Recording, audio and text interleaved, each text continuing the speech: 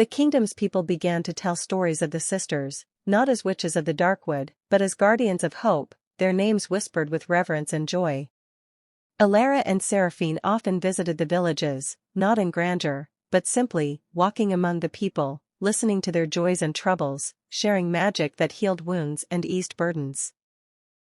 They planted enchanted trees along the village roads, whose fruits glowed with healing light, and whose shade offered comfort to travelers and weary villagers alike.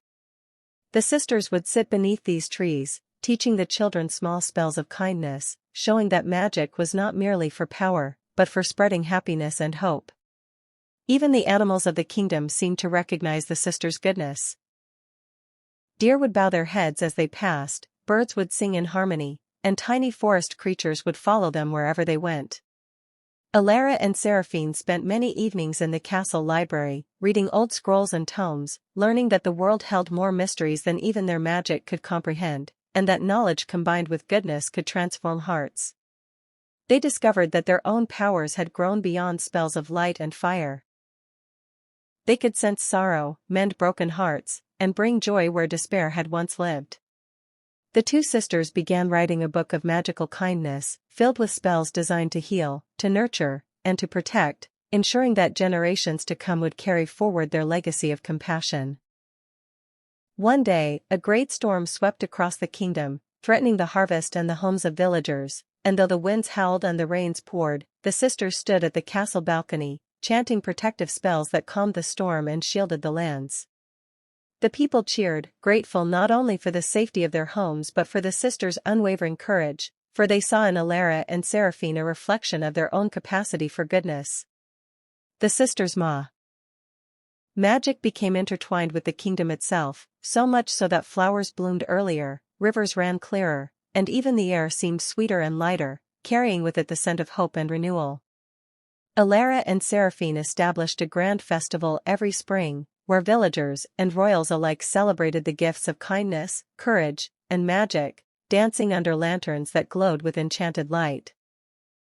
During these festivals, the sisters would often lift children onto their shoulders, telling stories of the adventures that had led them from darkness to light, teaching that every choice of goodness mattered. One day, a young witch from a distant land arrived at the castle gates, seeking guidance, for she had been taught only to use her magic for selfish gain, and her heart felt empty and cold.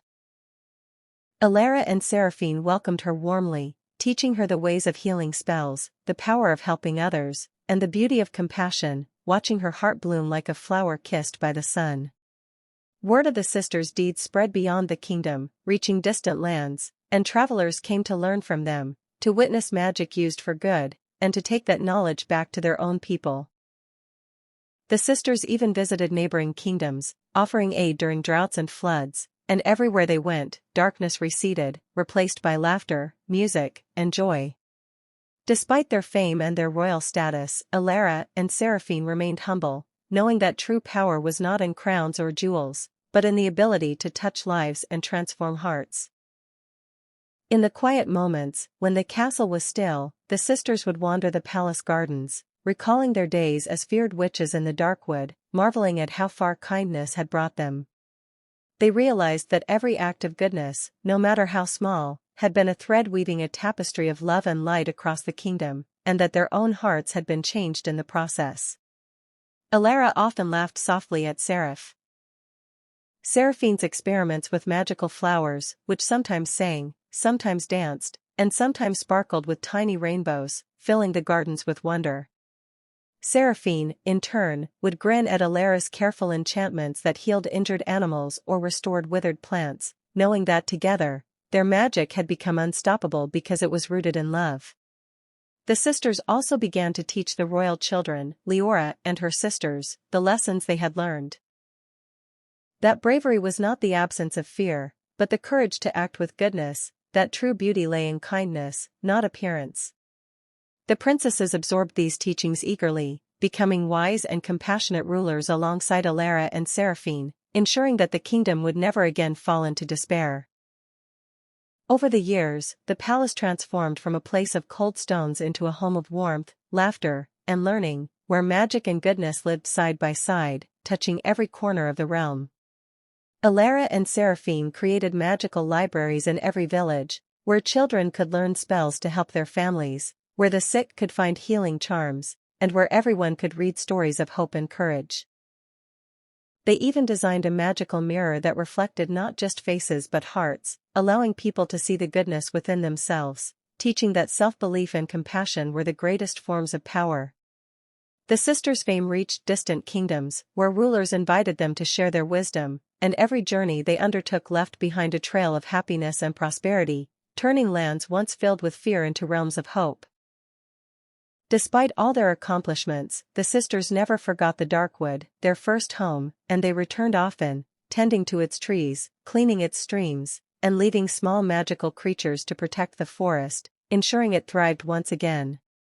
Alara and Seraphine also created a council of magical beings, composed of witches, wizards, and fairy, all dedicated to using their powers for good, forging alliances that spread compassion across the entire continent.